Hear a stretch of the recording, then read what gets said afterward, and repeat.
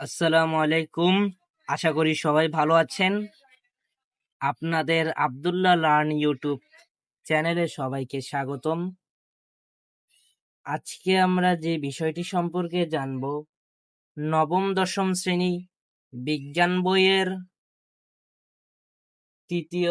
তৃতীয় অধ্যায় হৃদযন্ত্রের যত কথা এবং অন্যান্য। টপিকটার নাম হচ্ছে মানবদেহে রক্ত সংবহন তন্ত্রের প্রধান অংশ। তো আমরা মানবদেহের রক্ত সঞ্চালনের সংবহন তন্ত্রের প্রধান অংশগুলো কয়টি এবং কি কি? মানবদেহের রক্ত সংবহন তন্ত্রের প্রধান অংশ 4টি। 1 নম্বর হচ্ছে হৃৎপিণ্ড, 2 নম্বর হচ্ছে ধমনী, 3 নম্বর হচ্ছে শিরা এবং 4 নম্বর হচ্ছে কৈশিক জালিকা।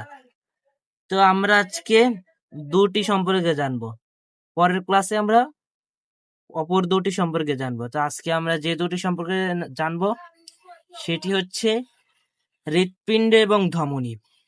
তো হৃৎপিণ্ড কি সেটা জানা যাক।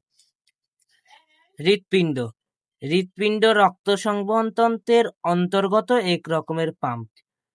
পরীক্ষা আসতে পারে হৃৎপিণ্ড কি, তোমরা লিখবা হৃৎপিণ্ড রক্ত সংবহন তন্ত্রের অন্তর্গত এক রকমের পাম্প। মানুষের হৃৎপিণ্ড বক্ষগহ্বরে ফুসফুস দুটোর মাঝখানে এবং মধ্যচ্ছদার উপরে অবস্থিত।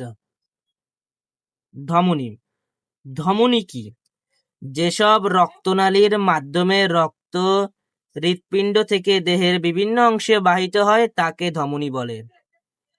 পরীক্ষায় ক নম্বর প্রশ্ন আসতে পারে অথবা সংক্ষিপ্ত প্রশ্ন আসতে পারে, ধমনী কি এর ব্যাখ্যা করো। তোমরা তখন লিখবে যেসব রক্তনালীর মাধ্যমে রক্ত হৃৎপিণ্ড থেকে দেহের বিভিন্ন অংশ বাহিত হয় তাকেই ধমনী বলে। তো আজকের ক্লাস এতটুকুই। সবাই ভালো থাকবে। ধন্যবাদ।